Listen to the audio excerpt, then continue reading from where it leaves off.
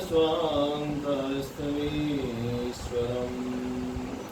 वन्दे बोधमयं नित्यं गुरुं शङ्कररूपिणीं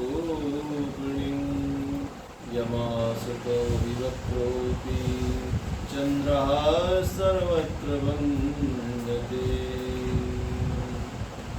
आइए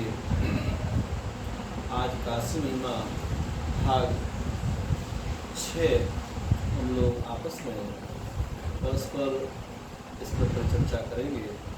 जो भी परमपिता परमात्मा गुरुजनों की कृपा से प्रेरणा से जो प्राप्त होगा उसको हम आपस में निवेदन करते हैं। सर्वप्रथम काशी कथा मृतरसं पिबतां विमलं भवे। काशी की जो कथा की जो रस है वो विमल महापुरुषों को स्वीकार्य है। और मैं समझता हूँ जिन्होंने काशी रूपी रस ग्रहण कर लिया है, प्राप्त कर लिया है, पी लिया है, उन्हें प्राप्त हो गया है तो धन्य हो गए हैं मेरे भाई बहन। तो काशी में रहने वाले जीवों को बड़ी विमलता की, बड़ी सहजता के और बड़े उत्कृष्ट भावना के साथ काशी रूपी घटा पर निर्वहन करना चाहिए। आइए एकाश्याम धर्मभूष्ठां निवसन्ति मुनीश्वरः एतार्यन्ति चात्मानं सतगुरुवानुशतावराम्।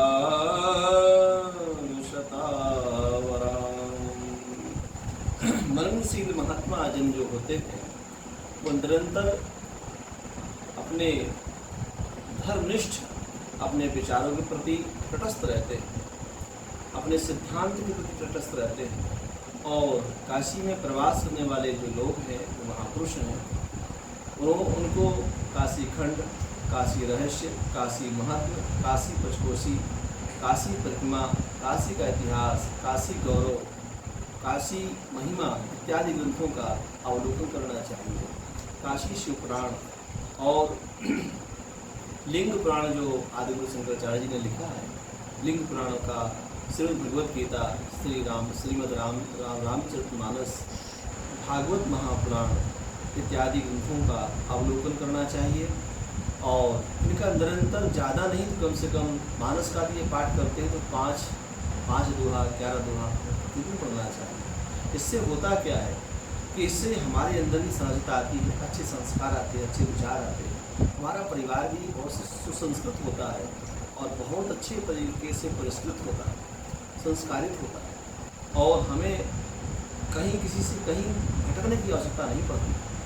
जब हम संस्कारों की वाटिका में रहते हैं, एक अच्छे विचारों के साथ जब हम समन्वय करते हैं, अच्छी जैसे साहित्य को हम गुरु बना लेते हैं, ग्रंथों को गुरु बना लेते हैं, अपने महापुरुषों के बताए हुए निर्देशों का पालन करने लगते हैं, तो हमें कहीं इस वाटिकी में भटकने की आवश्यकता नहीं पड़ती है।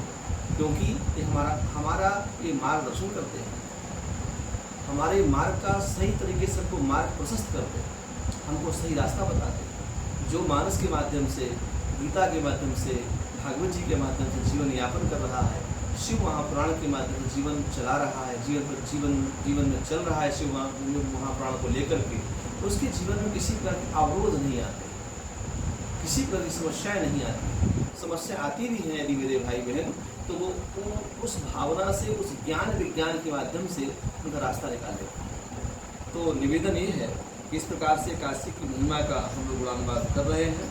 और काशी की महिमा के विषय में कहा जाता है कि एक बार माता पार्वती जी ने भगवान शंकर जी से निवेदन किया है, भगवान हे बाबा भोलेनाथ, हम चाहते हैं कि काशी इतना सुंदर जगह है, इतनी सुंदर धरा है, हम चाहते हैं कि यहाँ पर हम लोग बहुत दिन से, बहुत समय से यहाँ प्रवास कर रहे हैं और हमने अभी तक कोई ब्राह्मण भोजन नहीं कराया। कहते हैं कि अपने जीवन में ब्राह्मण भोजन का बड़ा महत्व, दान का बड़ा महत्व है ना, दान भी करना चाहिए, ब्राह्मण भोजन भी कराना है, समय समय ब्राह्मण भोजन, कन्याओं का भोजन कराना चाहिए और अच्छे महापुरुषों का साथ करना चाहिए। माता पार्वती ने देव भगवान शिव से कहा, हे देव, हम कोई ब्राह्मण को भोजन कराना चाहते हैं।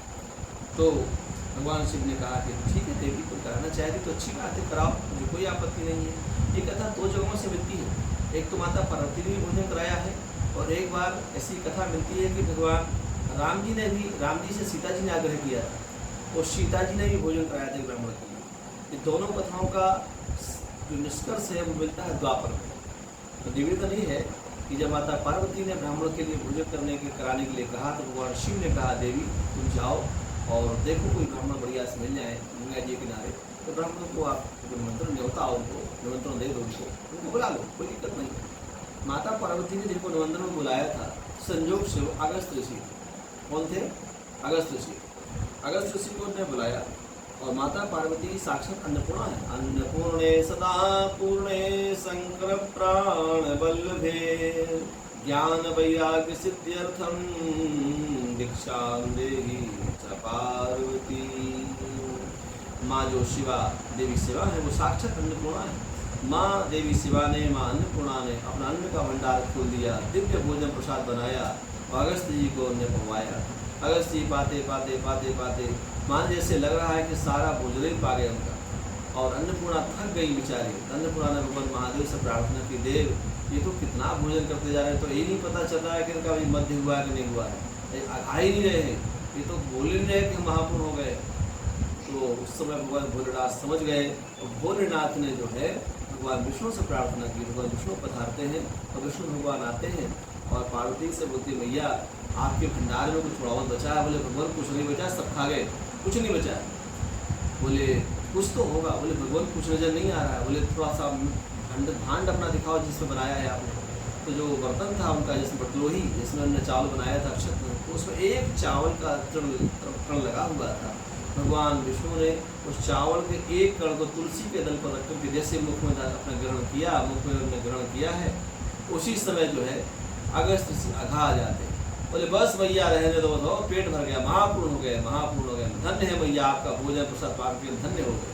गौरा प्रसन्न हो जाती है, और माता पार्वती जी ने कहा कि देव क्या और क्या सेवा करें, बस भोजन तो आपने करा दिया, जल पिला दो। बीच में भगवान विष्णु कहते नहीं प्रभु, मैया ने भोजन कराया है और जल आपको हम पिलाएंगे, जल आपको हम पिलाएंगे। बोले ठीक है चलिए मेरे साथ चलिए। तो वही जब नाम से भगवान द्वापर में कृष्ण अवतार होता है, और जब भगवान गिरिराज जी का पूजा करवाते हैं, तो गिरिराज जी के पूजन से रुष्ट होकर के इंद्र ने ब्रज को डहाने के लिए, ब्रज को नष्ट करने के लिए मूसलाधार वृष्टि की थी। 7 दिनों 7 रात ब्रज पर वर्षा हुई थी, मूसलाधार वर्षा हुई थी ब्रज के ऊपर में। उस ऐसी स्थिति से अपने ब्रजवासियों को भगवान ने बचाने के लिए भगवान माधव ने, भगवान मुकुंद ने, भगवान कृष्ण ने गोवर्धन नाथ को अपने कनिष्ठ का उंगली पर धारण किया था, और कनिष्ठ का पर धारण करके और चक्र उसके ऊपर चक्र लगा दिया, पर्वत के ऊपर चक्र लगा दिया था, और चक्र से पानी कट कट कर एक साइड में आ रहा था। और अगस्त जी को बुला करके कहा भैया महाराज हे ऋषिवर अगस्त, आपका उसमें सत्युग में भोजन हुआ था, अब आइए यहाँ पर जो है द्वापर में जो है आप पानी पी लीजिए। तो द्वापर में भगवान ने उनको पानी पिलाया था अगस्त जी को। ऐसी कथाएं मिलती हैं, ये बड़ी ज्ञानवर्धक कथाएं हैं, और बड़ी बड़ी रोचक कथाएं हैं, और बड़ी ज्ञानप्रद कथाएं होती हैं। आइए इसी कथा के साथ आज हम यहीं पर विराम लेते हैं। बोलिए काशी विश्वनाथ भगवान की जय। सर्वे भवन्तु सुखिनः, सर्वे सन्तु निरामयाः, सर्वे भद्राणि पश्यन्तु मा कश्चित् दुःखभाग् भवेत्। ओम शांति शांति शांति। जय श्री कृष्ण, जय श्री कृष्ण, जय श्री कृष्ण।